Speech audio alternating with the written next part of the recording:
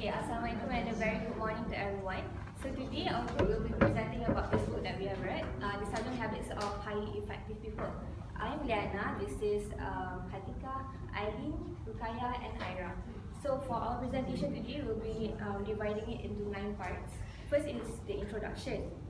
And then we'll talk about the 7 habits, and then we will conclude all of the book altogether. So I will start with the introduction. So this is one of the praises that people have said about Stephen Covey. When Stephen Covey talks, executive listens. So who is this guy, Stephen Covey, and why does executive listens to him? And why does important people go reach out to Stephen Covey? Stephen Covey is a speaker, so he has given many talks regarding motivational, and he was also a professor at BYU, Utah, America, and then he was also a consultant. As you can see, the photo, this photo is actually a photo of Bill Clinton and Hillary Clinton. Bill Clinton was a president of the United States, and Bill Clinton, the president, reached out to Stephen Covey in order to ask him for his guidance for his presidency. And last but not least, he is an author. Alright, some of the books that he has written, he has 13 books in total, but this is some of them. And the most famous book is the one that we're going to be presenting today, which is The 7 Habits of Highly Effective People. Alright, so what is about this book? Next. This book has been sold for 25 million copies, and it has been translated into 40 languages, including Bahasa Melayu as well. It has sold 1.5 million copies of audiobooks, and it is the best-selling book for business management. So the structure of the book, this is the content of the book. It contains of 4 parts. Part 1 is the introduction, basically. Part 2 is the habits that is associated with ourselves. Part 3 is the habits associated with ourselves and other people. And part 4 is basically the conclusion. So I will begin with habit number 1. Habit number 1, according to Stephen Covey, he said that habit number 1 is the most crucial habit that you have to master in order to unlock the other 6 habits. Right. So habit number 1 is be proactive. So what is proactive? Proactive is actually the opposite of reactive. In order to know this, you can read the quote here. Not the quote, the dialogue here. Which one are you leaning into? Are you the one at the top, or are you the one at the bottom?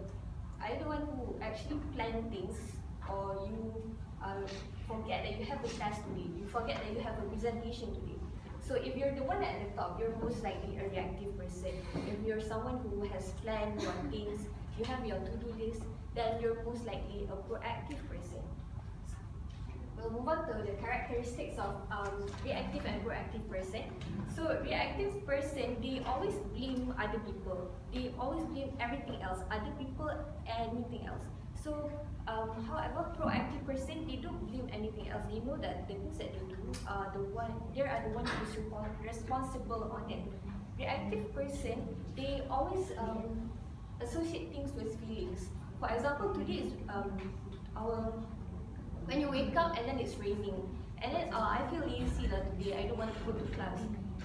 But however, a proactive person, they are based on values. They know that they are in UIA, they are a student, so they're here to study. So whatever the weather, whether it's raining or it's sunny, they will still go to class. So reactive person, they are always dependent on others. They always follow other people without even thinking what they're doing. Alright. So proactive person, their response is based on value. Instead of just blindly following other people, they will evaluate first the things that that person is preaching. Reactive mindset. So how does their mindset work? Reactive mindset and proactive mindset is differentiated by the middle ground here. So whenever a reactive mindset, they receive something, which is the stimulus, they directly respond to it. They directly produce a response without thinking.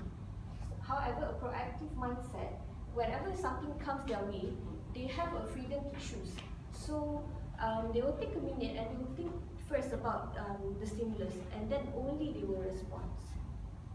So between reactive and proactive, which one that you guys want to be proactive, right? So how to be proactive? here are 3 steps that you can do in order to be a proactive person.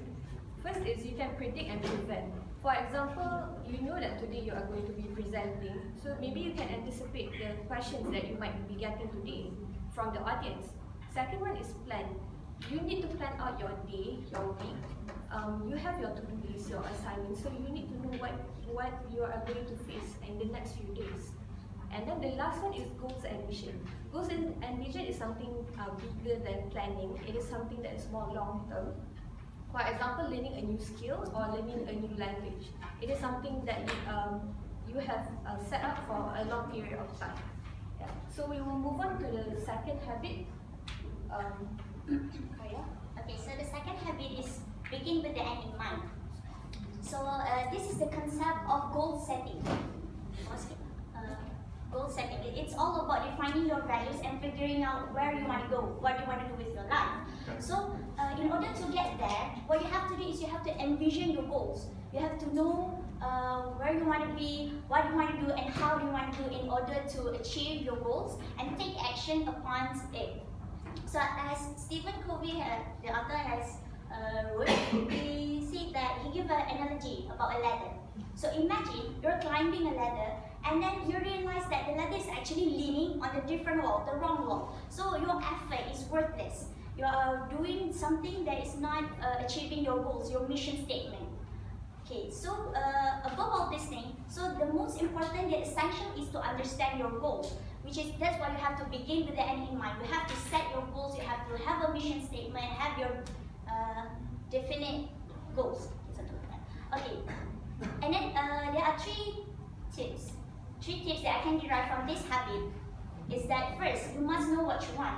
We as a student, sometimes we want something that is too broad. We don't know what is the specific. And then sometimes we want something that is so many things that we want, or we don't even know what we want. So we have to set a particular goal, particular amount in order to achieve it. And then tips number 2 is once you figure out what you want, and then how do you plan to get there? What is stopping you from getting what you want?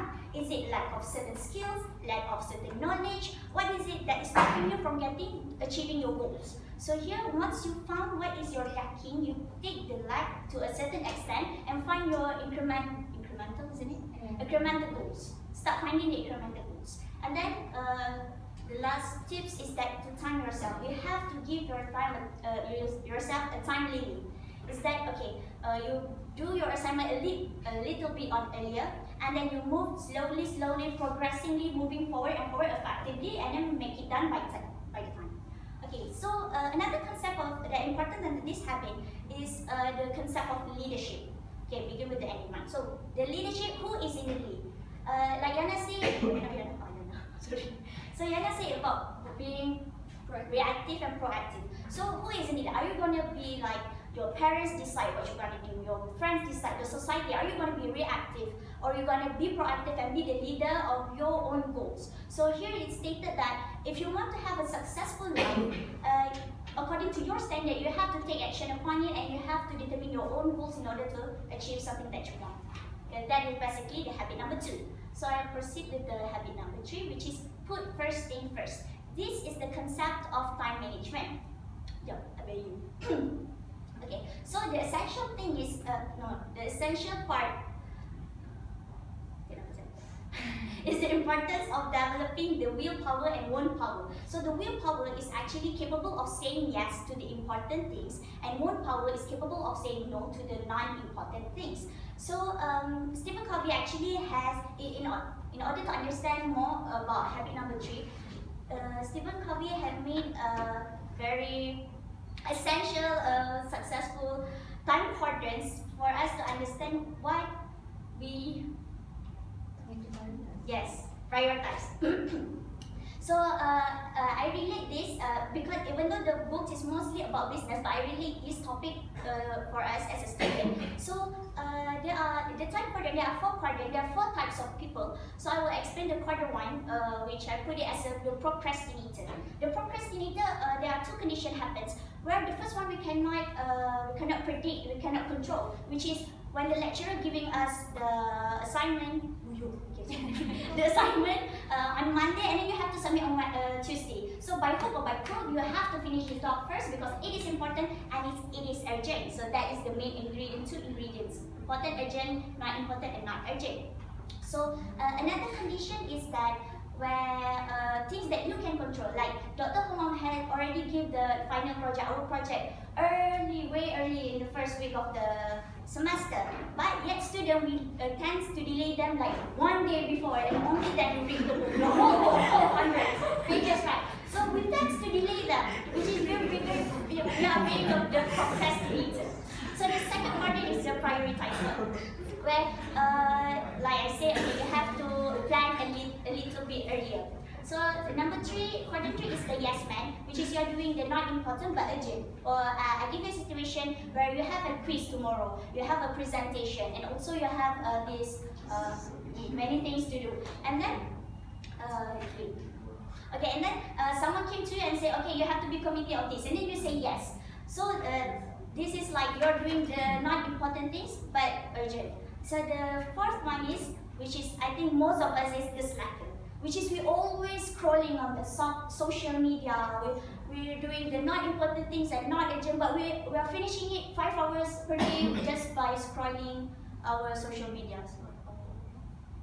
Okay, so the best among the 4 quadrants, the best choice is to be the prioritizer. Why? Because it's all about control. You need to have the control over your life. Have the sense of balance, less stress out, and to have a highly effective performance level. So how to be a prioritizer? First, you have to identify a big rock. I give you a simple analogy. You have a glass and you put your big rock, the important things first, in order to masukkan dalam bedah tu. Lepas tu, and then is you back off time for the big rocks. So you put the unimportant things later, the not urgent later. You focus on what is the most important things to do, and then you start tackling everything else. So like I said, when you put in the glass the big rocks, and then you put the small rocks, and then you put the sands, and then you put the water, so it will be filled the whole mug, the whole glass. So the important thing is that you have to determine, like the second habit, which you have to determine first what is your goal, and then third habit, how do you want to achieve them. So like Stephen Covey said, the key is not to prioritize what's on your schedule, but to schedule your priorities. That's all.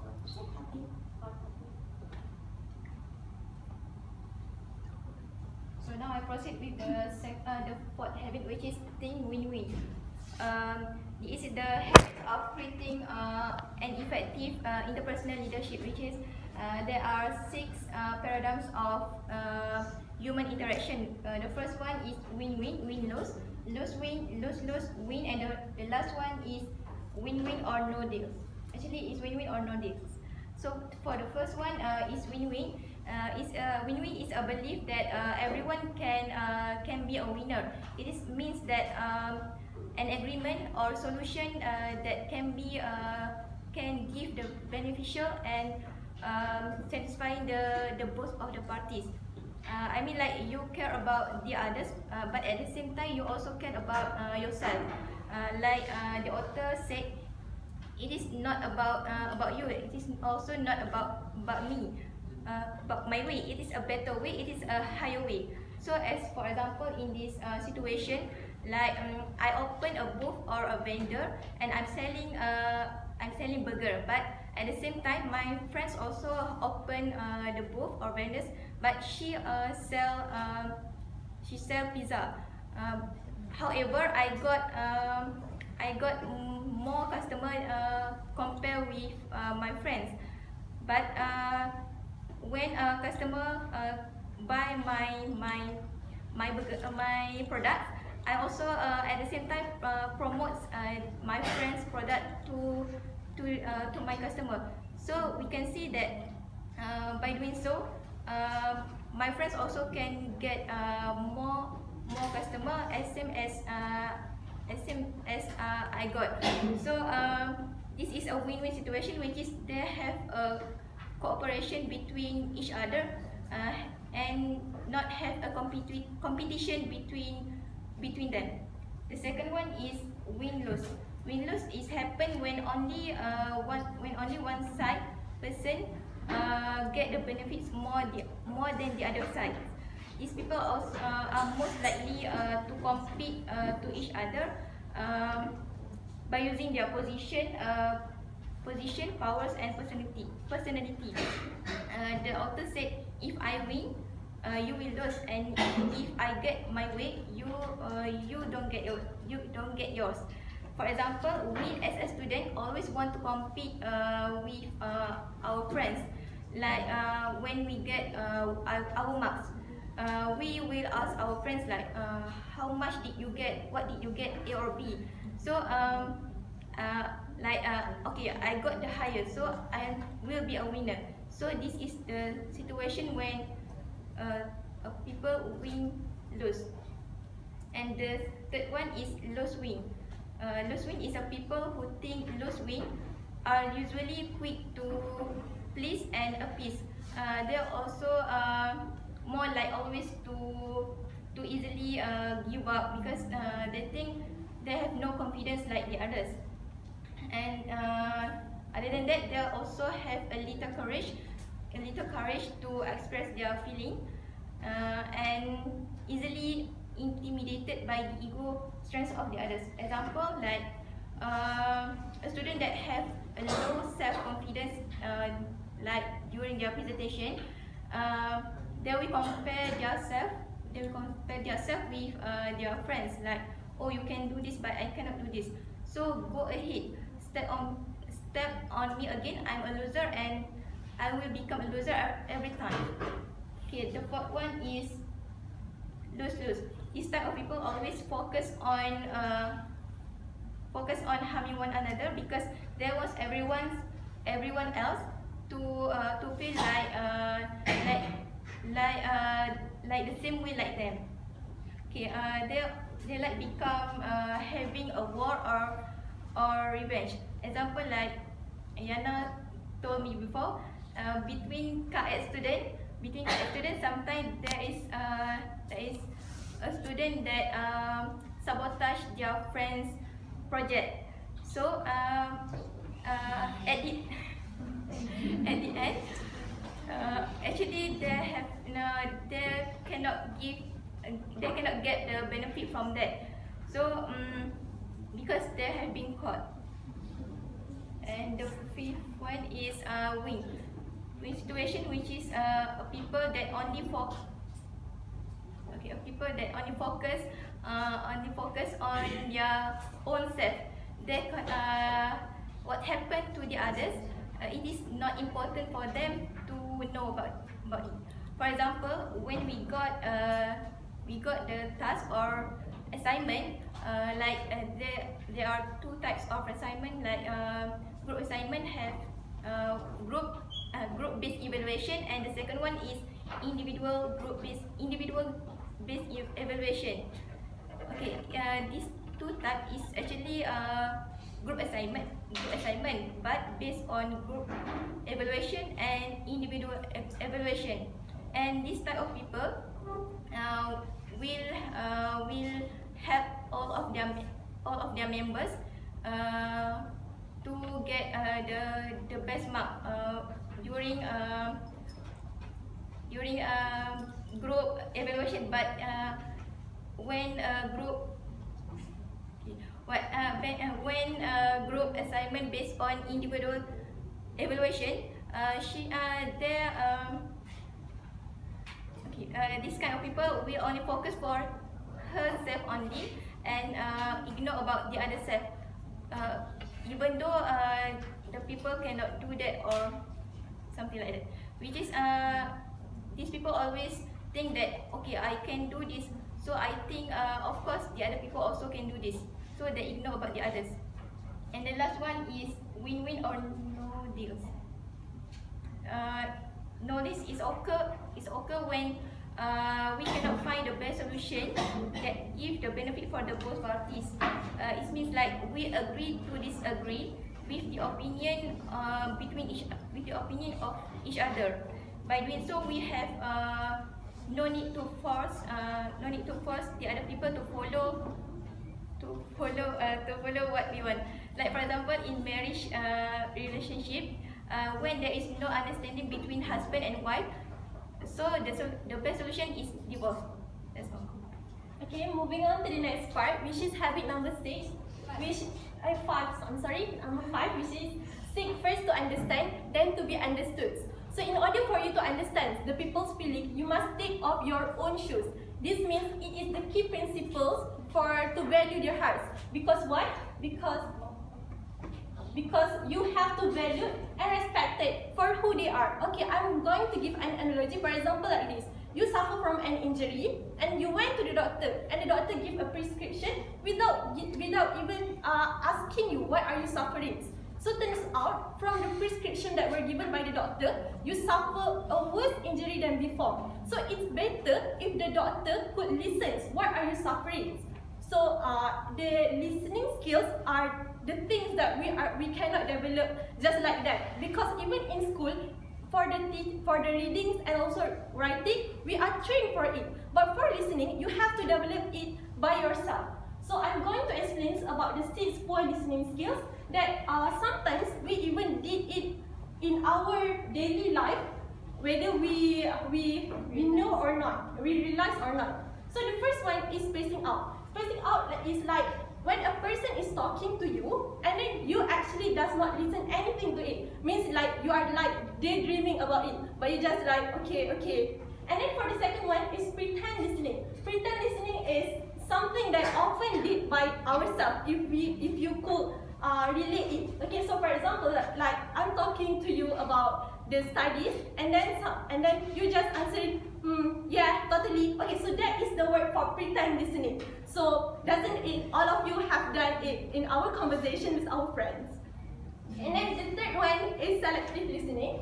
Selective listening is when you choose to listen or to answer or to respond on the person's talking about some things that interest you the most. So for example, if that person talk about the musicals, then that is when you interrupt her. But when she talks about the studies or when she talks about something else like the facts, then you will not be listened to her anymore. And then for the word listening is basically you just listen to me based on what I say, but you ignore my body language, emotions, and also what I'm trying to say. So the things to note here is how we express with our words and also the body language can be misunderstood. So for example, if you did not take the intonation of a person when she is trying to deliver something, so it could be misunderstood to you because what she wants to express is something else. And then self-centered listening. Self-centered listening is basically you relate everything in your point of view, which means you does not want to listen to her anything. So you say like, if she tells you a problem, and then you say like, oh, I totally feel it. I know how you feel. So this kind of things, this actually kills a friendship between your close friends. Because why? Because you did not listen to her story yet, but you said that I know how you feel. So this kind of thing should be avoided. And then the last one is judgment. Judgment is when she tells you a story honestly, so she wants you to listen attentively on what she are going to deliver. However, you judge it with your own mind. So your own mind. Okay. So the next part is how to develop genuine listening skills. The first one is listen attentively. Listen attentively means you have to listen what are the persons are going to say, and then you have to take into considerations their body language and intonations on how she expressed. And then the second one is stand in their shoes. So if she has a problems, you have to be in their size. You have to take into consideration how you are going to face into that problems also. And then the last one is mirroring. Mirroring is basically when you say to when someone says to you about the problems, so how you should respond is by rephrase what they are saying. By rephrase, things to note here is how you phrase is not like you mimic what they say, but you rephrase what are they saying. Trying to get more details on what she are trying to explain. So I think that's it. Okay, and then this habit number 6 is synergize. So what is synergize? Synergize is basically a principle to create a creative cooperation. It where two or more people are cooperated in order to obtain creative solutions. So it's like when magic happens. So synergy is happen in our daily life. For example, there is a synergy in communication, business, and others. So it's like 1 + 1 = 3. Because why? Because the greater of the sums creates a very proactive and also efficient solutions. So synergy, like I said before, the principles is to create principles of creative cooperation. So synergy is celebrating differences because what? We all learn differently. What I'm learning and what you are learning is different. So when we cooperate with each other, can create good solutions. And then we all see differently. How you see how I see the color is like kind of I'm seeing it is a purple, but someone might say that it is pink. And then different style of traits and characteristics. And then how to embed synergy on our listening. The first one is identify problems and solutions, like WH questions. Do not limit yourself, and then look at your friend's point of view, and then look at your point of view, and then you can achieve the solutions that you want. So I think that's it for me.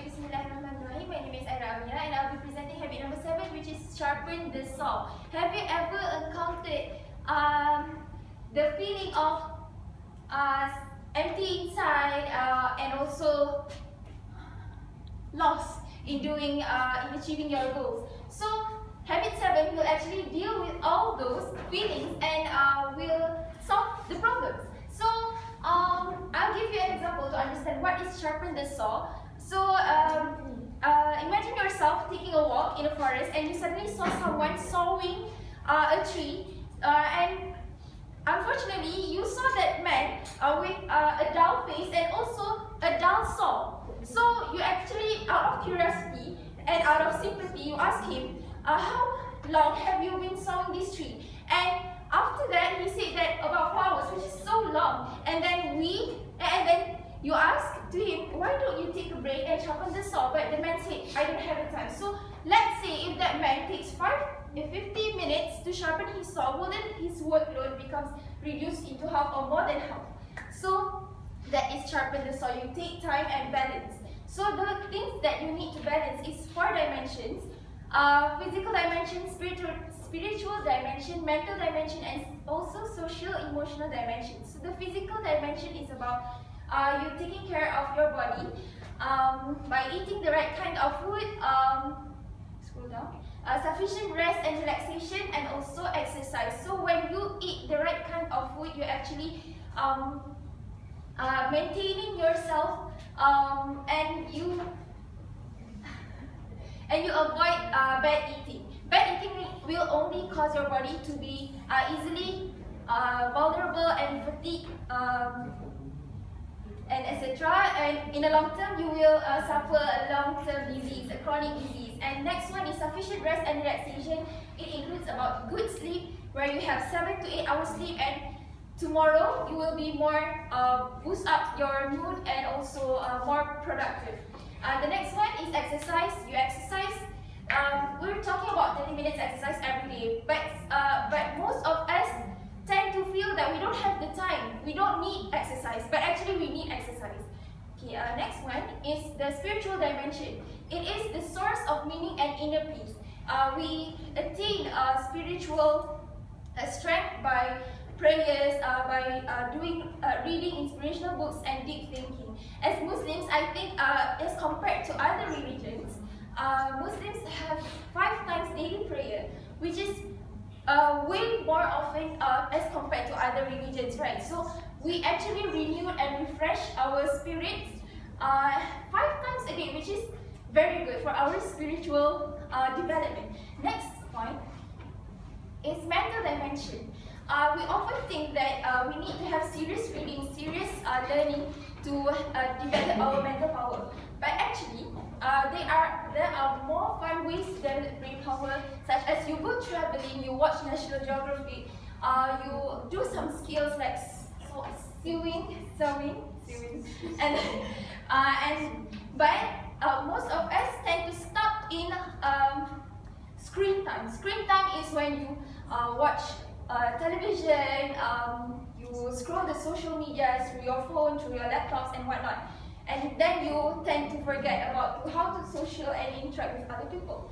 The essentials for mental renewal is continuous learning, like you read good literature, writing because it is good because you put a deep level of thinking when you write, and organizing and planning where you prioritize, like habit number 3.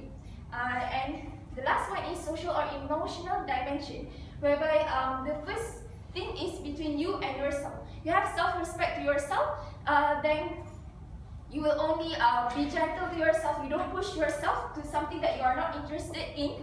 And after that, you can contribute to your social life, where you can build relationship with people by an act of small kindness, or you smile and listen, like habit number 5.